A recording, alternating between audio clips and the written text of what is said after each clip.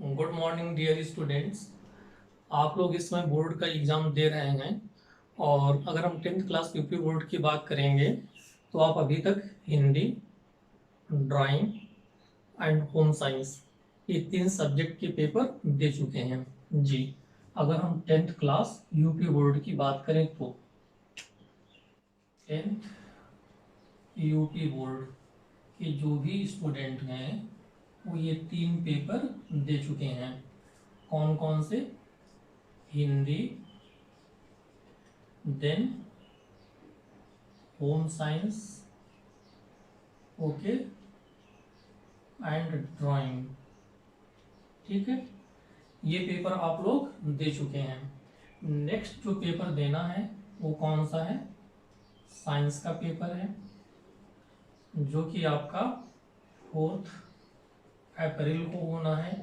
ठीक, social science का paper है, what, social science. And then आप मैथ का पेपर दोगे जो कि लास्ट पेपर होगा और वो 12 अप्रैल को है। ओके, जो भी पेपर आप लोग दे चुके हो उसमें आप लोगों ने कैसा परफॉर्म किया है, खैर वो कोई इशू नहीं है क्योंकि आप उसे दे चुके हो, ठीक है ना। लेकिन देखो, जो रिमेनिंग पेपर हैं ये आपके काफ़ी अच्छे होने चाहिए। इवन हम इसमें कंप्यूटर को भी लेते हैं, ठीक है। ये अच्छे क्यों होने चाहिए? क्योंकि इन देखो, एक ग्रुप ए हमने बनाया है और एक ग्रुप ए है, इन दोनों में डिफरेंस समझिए। आप यहाँ इंग्लिश को भी इंक्लूड कर सकते हैं। देन आपका उर्दू हो गया एंड संस्कृत हो गई, ठीक है। जो ऊपर के सब्जेक्ट्स हैं हिंदी, इंग्लिश, उर्दू, संस्कृत, ये आपके क्या हैं? लैंग्वेज सब्जेक्ट हैं, है ना। ये आपके क्या है? लैंग्वेज सब्जेक्ट हैं जिसे आप बर्थ से लेकर डेथ तक, मीन्स अपने जन्म से लेकर मृत्यु तक अपने परिवार के बीच, मित्रों के साथ या समाज में कुछ ना कुछ सीखते रहते हैं। ओके, इसलिए इन सब्जेक्ट्स में किसी किताबी ज्ञान की ज़रूरत नहीं है और ना ही आपको इन सब्जेक्ट्स की स्टडी के लिए किसी इंस्टीट्यूट्स की नीड्स है। जहाँ तक मेरा मानना है कि बहुत हायर क्लासेस पर ये सब्जेक्ट नहीं होने चाहिए, ठीक है। ओके, आजकल के समय के डिमांड के अनुसार, ठीक है, जो कोर सब्जेक्ट हैं वो आपके क्या हैं? साइंस है, सोशल साइंस है, मैथ हो गया, कंप्यूटर हो गया, और एक आप इकोनॉमिक्स भी इसमें रख सकते हैं, इकोनॉमिक्स भी ले लीजिए। ये आपके क्या है? कोर सब्जेक्ट हैं। ओके, ये कोर सब्जेक्ट क्यों है? क्योंकि इन्हीं से आपकी लाइफ बनेगी। यस, ये लाइफ मेकिंग सब्जेक्ट है। What? Life making subject. Okay, ठीक है। कैसे? आगे चलकर आप इन्हीं सब्जेक्ट के बेसिस के ऊपर, इन्हीं सब्जेक्ट के बेसिस पर जैसा इसमें आपके पास नॉलेज होगा, आगे चलकर आप क्या बनोगे? या तो मेडिकल फील्ड में जाओगे, ठीक है। अब मेडिकल के अंदर भी क्या है? बहुत सारे कोर्सेज हैं, ठीक है। जैसे आप सुनते होंगे allopath doctor, homeopath doctor, dentist, है ना, ऑप्थोमोलॉजिस्ट, पैथोलॉजी बहुत सारे ब्रांचेज होते हैं, ठीक है। फार्मासिस्ट, ओके, ये सब क्या है? आपके मेडिकल फील्ड के अंदर में आते हैं। देन क्या होगा आपका? इंजीनियरिंग की फील्ड हो गई, ओके। देन आपका क्या होगा? आपका सीए हो गया, अकाउंटेंट वगैरह हो गया, है ना, ये सब हो गया, ओके। और एंड डिफरेंट टाइप की सिविल सर्विसेज वगैरह हैं जिनमें आप जा सकते हो। तो एक तरह से आप देख रहे हो कि जो आपके कोर सब्जेक्ट हैं ये क्या करते हैं? आपकी लाइफ को मेक करते हैं। मीन्स एक तरह से आपके क्या है? आपके या आपके पेरेंट्स के ड्रीम्स को पूरा करते हैं।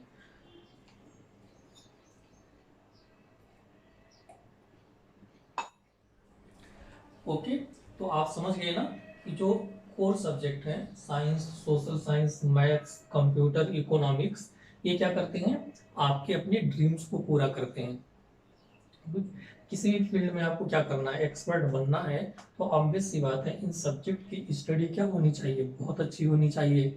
और अभी भी समय है आपको इन सब्जेक्ट में अच्छा परफॉर्म करने के लिए।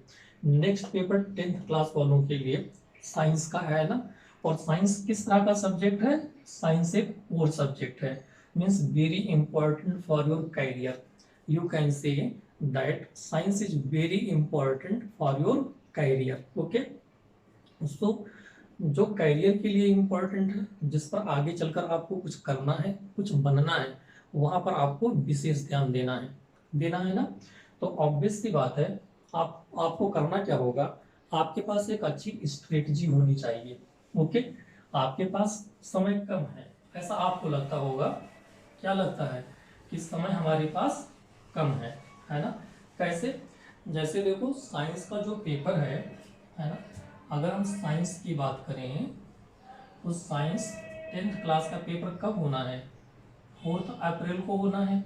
ओके, अब आपको लगता है कि एग्जाम इतना पास में हम कैसे करेंगे, लेकिन अगर आपके पास स्ट्रेटजी होगी, एक अच्छी स्ट्रेटजी है, एक अच्छी रणनीति बनाकर तैयारी करोगे तो कोई भी काम टफ नहीं है ना। अभी भी क्या है, बहुत समय है, आप अच्छी तैयारी कर सकते हो। कैसे? आपका जो 100% सिलेबस है उसमें से क्या किया गया है,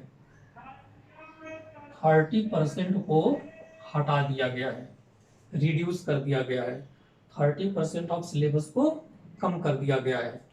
ओके, इवन अब इस 30% में उन्होंने टॉपिक भी बता दिया है कि किन किन टॉपिक की स्टडी आपको नहीं करनी है। यस, आपको टॉपिक बता दिया गया है कि किन किन टॉपिक की आपको स्टडी नहीं करनी है। तो जिन टॉपिक की स्टडी नहीं करनी है, ओके, उनको आपको इधर छूना तक नहीं है। ऐसा नहीं है कि ये इम्पोर्टेंट नहीं है, ये भी इम्पोर्टेंट है। जब आप कंपटीशन में बैठोगे तो ऑब्वियस सी बात है, क्वेश्चंस यहाँ से भी आएगा। लेकिन इधर जो कोरोना काल चल रहा था, जिसमें विद्यालय नहीं खुल पा रहे थे, ठीक है, आपकी पढ़ाई सही से नहीं चल पा रही थी, तो इसलिए क्या किया गया, आपके कोर्स को कम कर दिया गया, जिससे कि आप सही से स्टडी कर सको और एग्जाम में अच्छे नंबर ला सको। तो अब आपको स्टडी कितने परसेंट की करनी है? 70% की। ओके, जो रिमेनिंग 70% सिलेबस है, हमें इसी की क्या करनी है, स्टडी करनी है। अब इसमें टॉपिक कौन कौन से आएंगे ये भी बता दिया गया है। ओके, तो फर्स्ट स्ट्रेटजी या रणनीति क्या होना चाहिए कि आपको कम से कम ये पता हो कि आपके सिलेबस में है क्या। ओके, आपका सिलेबस मीन्स आपके सिलेबस में कौन कौन से टॉपिक हैं, कहाँ कहाँ से क्वेश्चंस पूछे जाएंगे, तभी तो आप अच्छी तैयारी करेंगे। ओके, ठीक है, तो एक बार अभी भी समय है कि आप, जिनके पास सिलेबस है अच्छी बात है, जिनके पास नहीं है वो लोग अभी भी गवर्नमेंट वेबसाइट पर जाकर, है ना, माध्यमिक शिक्षा की वेबसाइट पर जाकर, ओके, वहां से सिलेबस को डाउनलोड कर लें। वेबसाइट का नाम है upmsp.edu। ओके, आप यहाँ पर जाइए, यहाँ से आपको सभी क्लासेज के हर एक विषय के टॉपिक आपको मिल जाएंगे, सिलेबस आपको मिल जाएगा। सिलेबस डाउनलोड कर लो और उसके अकॉर्डिंग तैयारी करो। अब देखो, जो रिमेनिंग 70% है, ओके, इसकी स्टडी के लिए आपके पास कितने दिन है? पेपर आपका 4 तारीख को होना है ना, 4 अप्रैल को पेपर दोगे, और आज क्या है, 29 मार्च है आज 29 मार्च है। 29 मार्च से और आप क्या करोगे, 3 अप्रैल तक तैयारी करोगे। ओके, तो 29 से 3 अप्रैल तक देखोगे तो आपके पास कितने हो गए, 6 दिन हो गए, है ना। आपके पास अभी भी 6 दिन है। ओके, और 6 दिन कम नहीं होते हैं। इधर आपको क्या करना है, थोड़ा सा पेन लेना होगा, ठीक है, बहुत आराम से नहीं चलना है। ओके, बोर्ड एग्जाम चल रहे हैं तो वैसे भी आप लोगों को नींद नहीं आ रही होगी। तो जब नींद नहीं आ रही है, जग ही रहे हो, तो अच्छी तरह से पढ़ाई करो। और अच्छी तरह से पढ़ाई करने का मतलब क्या है कि कम से कम एक दिन में 14 घंटे की स्टडी करिए, कम से कम। कुछ बच्चे हो सकता है कि 16 घंटे की स्टडी कर रहे हो, ये भी हो सकता है, लेकिन अगर आप 14 घंटे की स्टडी करोगे, है ना, तब भी आप अच्छा खासा तैयार कर लोगे। अब 14 छः कितना हो जाएगा, 84 हो जाएगा ना। ओके, 6 चौका 24, 2 6 कम से 2 8, तो आपके पास 24 मीन्स 84 घंटे की स्टडी आप लोग कर सकते हो। तो अभी भी आप लोग क्या कर सकते हैं, 84 घंटा आप लोग 84 आवर्स आप लोग साइंस को दे सकते हो। ठीक है। और चूंकि सिलेबस बहुत कम कर दिया गया है, 84 आवर्स सफिशियंट होंगे। तैयारी में क्या ध्यान रखना है, इसके साथ क्या ध्यान रखोगे, आपकी रणनीति क्या होगी। नंबर एक रणनीति क्या थी, नंबर एक ये थी कि आपको अपने सिलेबस की जानकारी हो, है ना, अच्छी तरह से सिलेबस देख लो। नंबर दो क्या होना चाहिए कि सिलेबस में ये देखो कि कौन कौन से टॉपिक्स की स्टडी करनी है और किन की स्टडी नहीं करनी है। तो आपने ये भी देख लिया कि किन टॉपिक्स की स्टडी करनी है। अब नंबर थर्ड पर जाइए, नंबर थ्री पर आप ये देखो, ठीक है, कि वीक टॉपिक कौन से हैं, है ना, कौन से वीक टॉपिक मीन्स जहां पर आप कमजोर हैं, कम तैयारी है, जहां पर आपकी क्या है, कम तैयारी है। आपको क्या करना है, जहां कम तैयारी है वहां पर ज्यादा ध्यान देना है। क्या करना है, ज्यादा ध्यान देना है ना, ठीक है, ओके। और और फोर्थ में क्या करोगे, फोर्थ काम ये करोगे आप, सबसे इंपॉर्टेंट, कि आप क्या करोगे, जो इम्पोर्टेंट जो महत्वपूर्ण परिभाषा है, ठीक है ना, परिभाषा का मतलब थ्योरी, ठीक है ना, जो इम्पोर्टेंट थ्योरीज हैं, ठीक है, फॉर्मूला है, ओके, डेरिवेशंस आपके हो गए, फॉर्मूला का मतलब सूत्र, ओके, साथ में क्या हो गया, डेरिवेशंस, ओके, क्या हो गए, जो डेरिवेशन है, डेरिवेशन वैसे आप में कम होगा, तो डेरिवेशंस एंड क्या है, न्यूमेरिकल, ठीक है, न्यूमेरिकल्स, ओके, न्यूमेरिकल मीन्स जो मैथमेटिकल क्वेश्चंस होते हैं, इन पर आपको ज्यादा फोकस करना है, ओके। तो ये स्ट्रेटजी है, आप लोग देख सकते हो जिसके अनुसार तैयारी करनी है। और आज जो वेरी फर्स्ट टॉपिक है जिस पर मैं डिस्कस करूंगा, साइंस का वेरी फर्स्ट टॉपिक, वो क्या है, विद्युत एवं विद्युत का प्रभाव, यस, विद्युत एवं विद्युत का प्रभाव पहला टॉपिक है।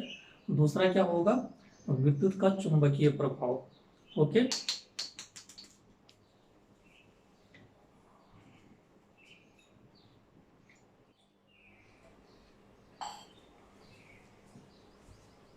यस, तो आज हम लोग जो है विद्युत के बारे में जानेंगे।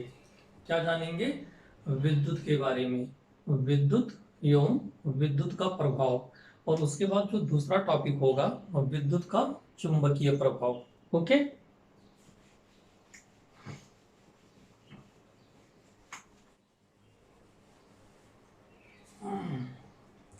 वेरी फर्स्ट टॉपिक कौन सा है, विद्युत, है ना, यस। विद्युत को इंग्लिश में क्या बोलते हैं, बोलो, इलेक्ट्रिक करंट। क्या बोलते हैं हम लोग, विद्युत को इंग्लिश में इलेक्ट्रिक करंट बोलते हैं, ओके। और इसका सिंबल क्या होता है, आई, ओके, क्या होता है,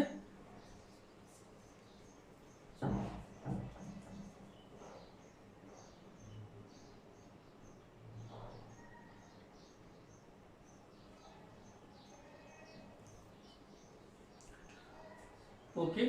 और विद्युत, इलेक्ट्रिक करंट, सिंबल क्या होगा, आई। तो आप में से कोई बता सकता है कि विद्युत की परिभाषा क्या होगी, बोलो, विद्युत को कैसे परिभाषित करेंगे। हम्म तो सबसे पहले क्या करना होगा, विद्युत के बारे में कुछ सीखने से पहले आपको आवेश के बारे में सीखना होगा, है ना, किसके बारे में सीखना होगा, आवेश के बारे में। या हम बात कर लें मूल कण, किसकी बात कर रहे हैं, मूल कण, ओके। मूल कण कौन कौन से होते हैं, समझ रहे हो ना, ओके। तो आपने केमिस्ट्री में पढ़ा होगा या इवन फिजिक्स में पढ़ाया गया होगा कि किसी भी पदार्थ के अंदर क्या होते हैं, तीन मूल कण होते हैं। कितने होते हैं, तीन, there are three fundamental particle, okay. तीन मूल कण होते हैं, इनके नाम क्या क्या हैं, बोलो, इनके नाम हैं इलेक्ट्रॉन, या क्या नाम है, electron, then proton, okay, and then neutron, okay. Electron, proton and neutron, ये क्या होते हैं? ये तीन मूल कण होते हैं। अगर आपको विद्युत धारा या इलेक्ट्रिक के बारे में सही से जानना है तो पहले इन तीनों के बारे में जानना होगा, ओके। तो कोई भी मटेरियल है, इसमें तीन मूल कण हैं, इलेक्ट्रॉन, प्रोटॉन और न्यूट्रॉन, ओके। इलेक्ट्रॉन का जो सिंबल होता है, इलेक्ट्रॉन को किससे सिंबलाइज करते हैं? -1 E0 से। प्रोटॉन का +1 P1 होता है, ओके, +1 P1। एंड न्यूट्रॉन का क्या होता है? 0 N1। शॉर्टकट में इसी को क्या लिख देते हैं हम लोग? E-, इसको सिर्फ P लिखते हैं और इसको सिर्फ N लिख देते हैं, ओके। यहाँ P+ भी लगा सकते हैं। माइनस का मतलब क्या है? इलेक्ट्रॉन ऋण आवेशित कण है, प्रोटॉन धन आवेशित कण है, और जो न्यूट्रॉन होता है उस पर कोई आवेश नहीं होता है, ठीक है।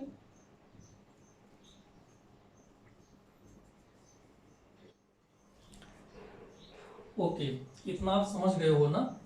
अब देखो यहां से आप समझ सकते हो कि जो आपके आवेश हैं क्या होते हैं?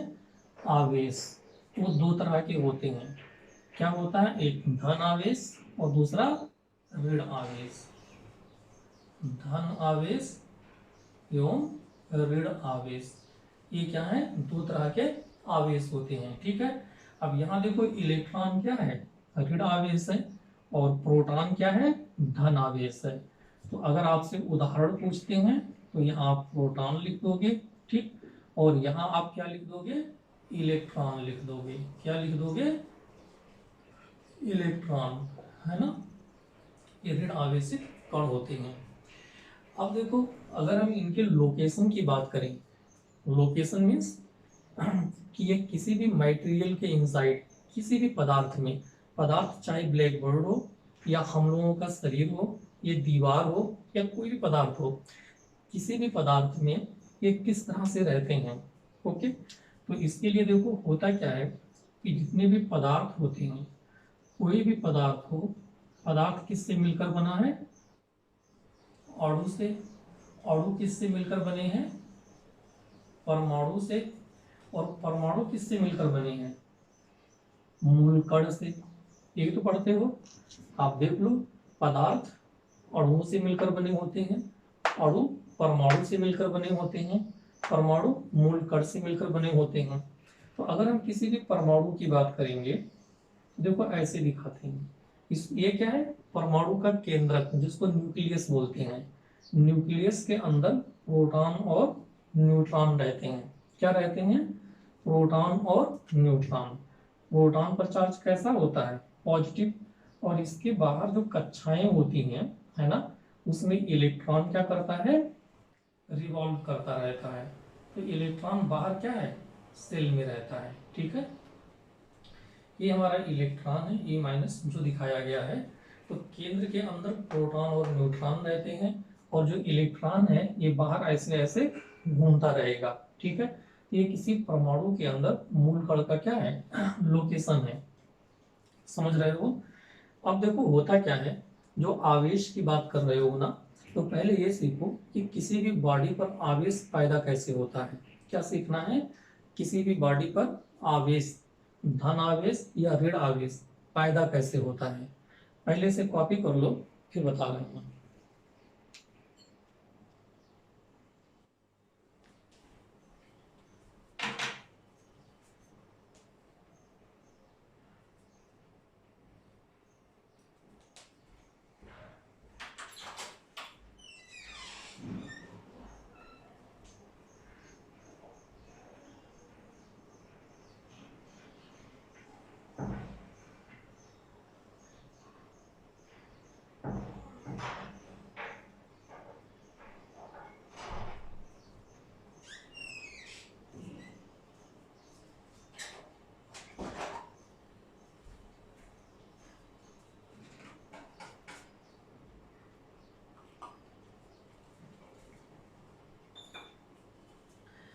ओके, तो इतना आप लोग सीख गए हैं। तो अगर इतना सीख गए हैं तो आगे देखते हैं हम लोग।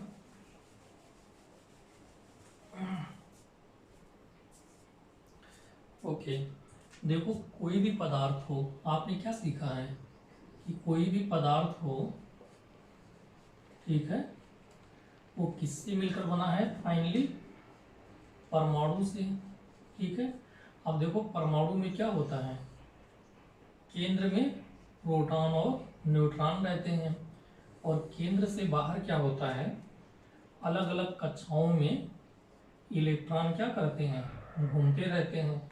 जैसे ये पहली कक्षा हो गई, ऐसे ये दूसरी कक्षा बना सकते हो।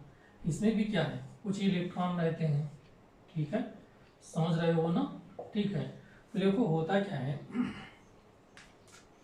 कि जो हमारा पदार्थ होता है, अगर इसे आवेशित करना है तो इसमें या तो इलेक्ट्रॉन बाहर करना होगा या बाहर से इलेक्ट्रॉन को अंदर लाना होगा।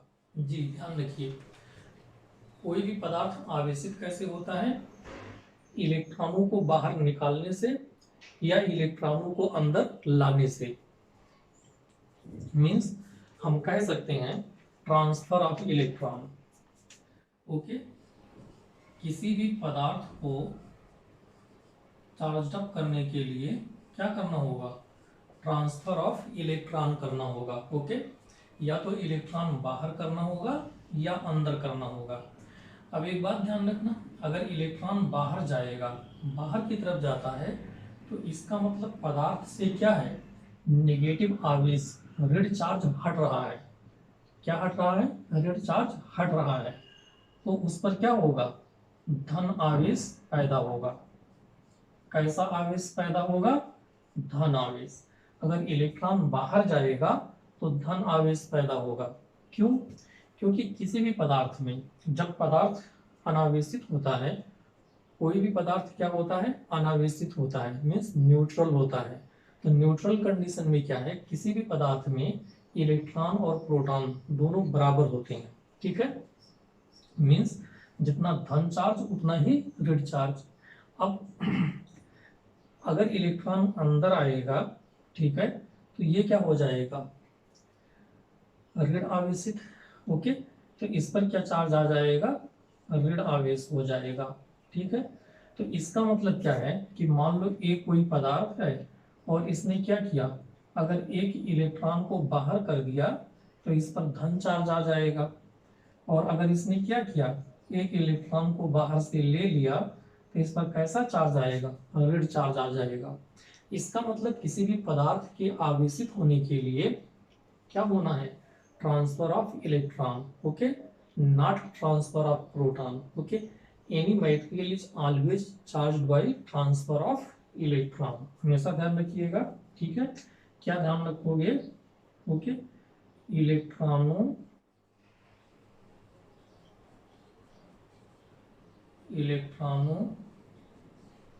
के इलेक्ट्रॉनों के ट्रांसफर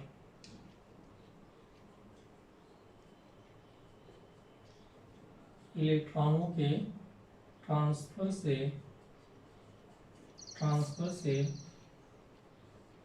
किसी भी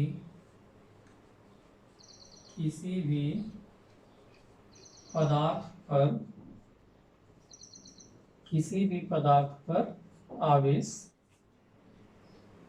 पैदा होता है ना, किसी भी पदार्थ पर आवेश पैदा होता है।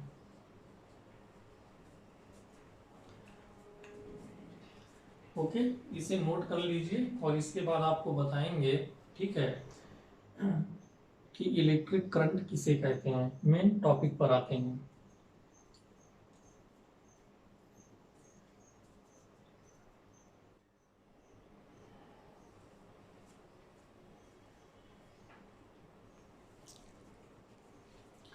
तो हमेशा ध्यान रखना, अगर किसी भी पदार्थ से इलेक्ट्रॉन बाहर जा रहा है, ऋण चिन्ह का मतलब निकाल रहे हैं, तो उस पर धनावेश आएगा, और अगर अंदर आ रहा है तो उस पर ऋण आवेश आएगा।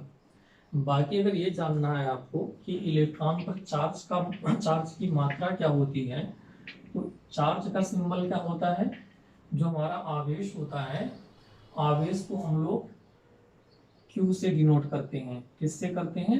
Q से। ओके, तो जो इलेक्ट्रॉन पर चार्ज की मात्रा होती है, इस पर इलेक्ट्रॉन पर वो हम लिख देते हैं, इलेक्ट्रॉन पर जो चार्ज की मात्रा होती है वो -1.6 गुणे 10 की घात -19 कूलम्ब होती है। चार्ज की इकाई क्या है? कूलम्ब। ओके, जिसको C से लिखते हैं, और ये उसकी वैल्यू हो गई, न्यूमेरिकल वैल्यू। चार्ज की क्या है? ये न्यूमेरिकल वैल्यू है। ओके, ठीक है, इसे हटाते हैं। अब लोग आते हैं यहाँ पर मेन टॉपिक पर।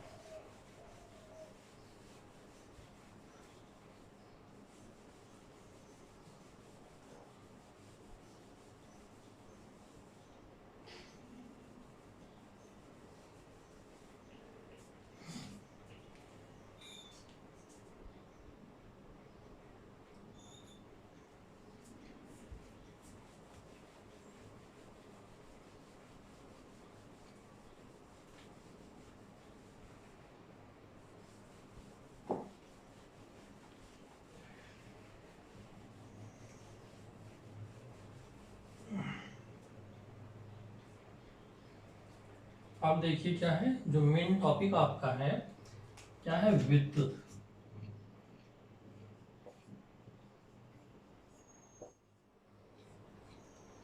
ओके, विद्युत मीन्स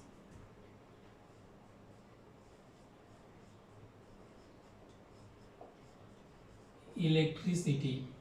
ओके, अब इसको कैसे परिभाषित करोगे? विद्युत या इलेक्ट्रिसिटी को कैसे परिभाषित करेंगे?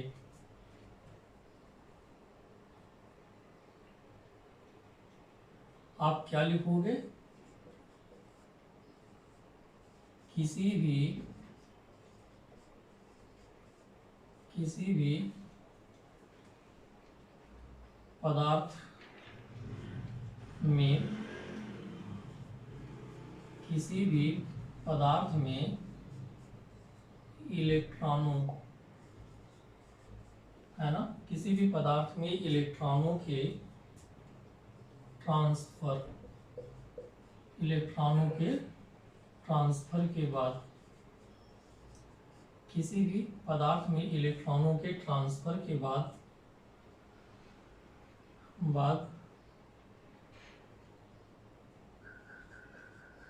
उसमें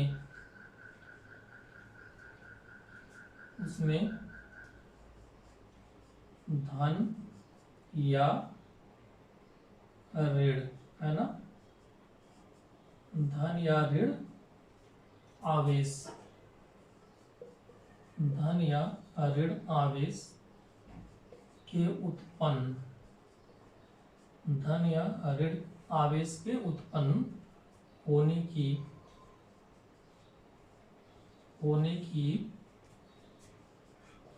प्रक्रिया को, है ना, होने की प्रक्रिया को विद्युत कहते हैं, है ना, होने की प्रक्रिया को विद्युत कहते हैं। Okay, yes.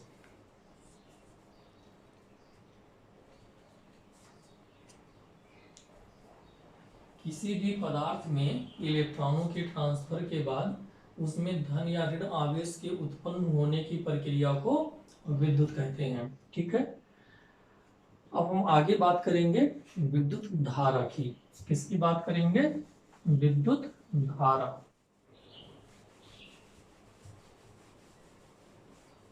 यस, नेक्स्ट है विद्युत धारा, इलेक्ट्रिक करंट।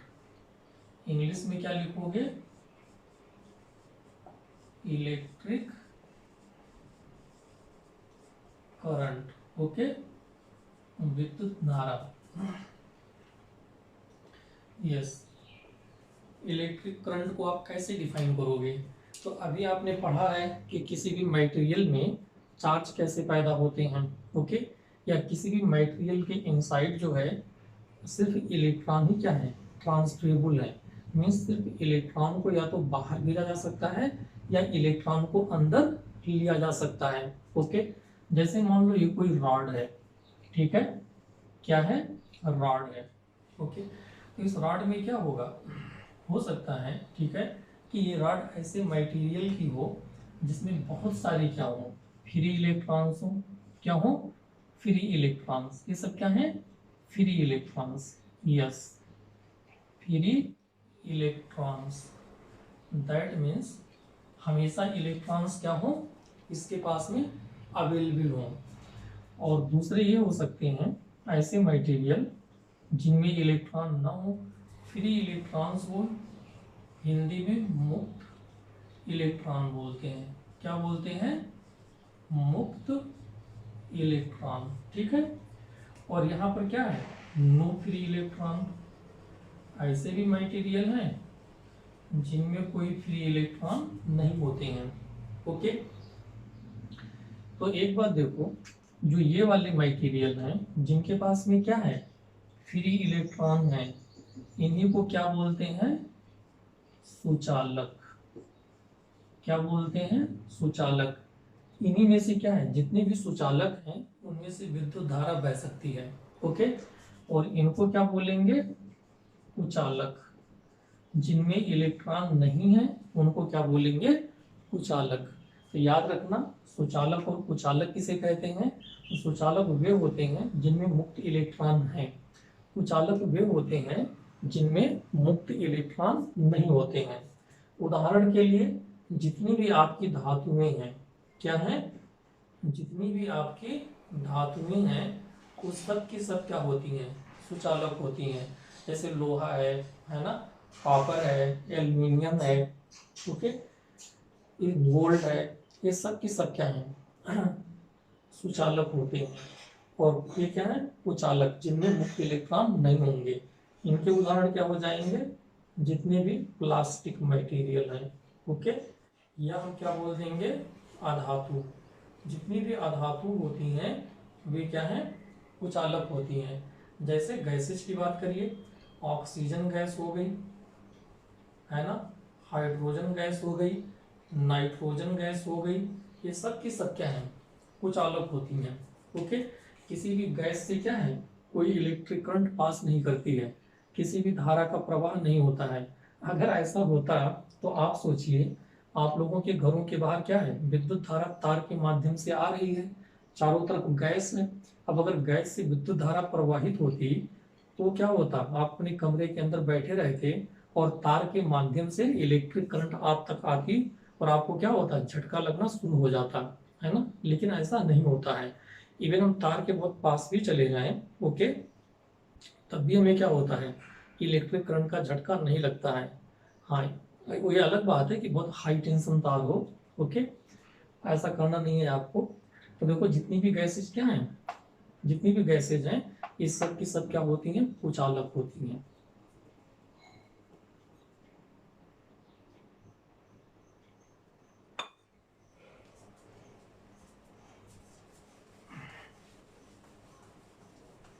अब देखो, अगर हम विद्युत धारा की बात करेंगे तो ये इलेक्ट्रॉन्स है ना, ओके।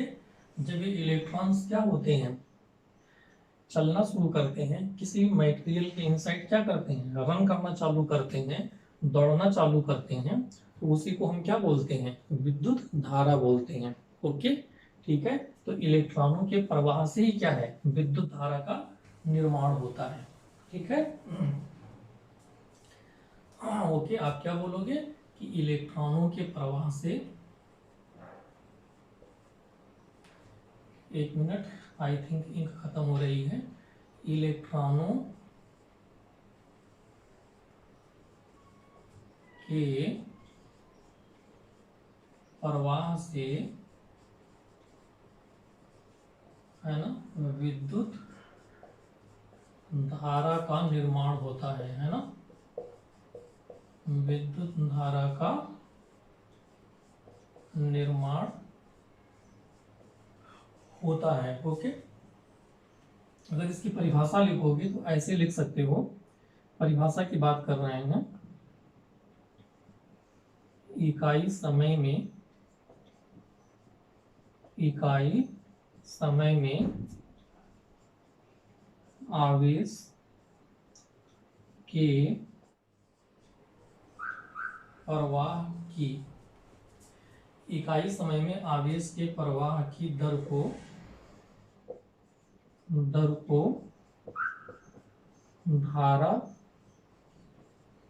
कहते हैं, है ना। इकाई समय में आवेश के प्रवाह की दर को धारा कहते हैं, ये परिभाषा होगी। ठीक है, और इसका जो सूत्र है I equal to Q upon T हो जाएगा। क्यू क्या है, आवेश का सिंबल है, किसको बता रहा है, आवेश, और जो टी है ये समय को बता रहा है, इसको समय को। अब इसकी यूनिट आएगी तो आवेश की इकाई क्या होती है, कूलम, और टाइम की क्या होती है, सेकेंड। तो ऊपर लाओगे तो ये, या इसको ऐसे भी लिख सकते हो, or, O R, or coulomb per second. Okay, coulomb per second I, या इसी को क्या लिखते हैं हम लोग, एम्पियर। क्या लिखते हैं, आर एम्पियर, सही से लिख देते हैं, कूलम पर सेकेंड या एम्पियर, है ना, जिसको हम लोग ए से भी डिनोट करते हैं।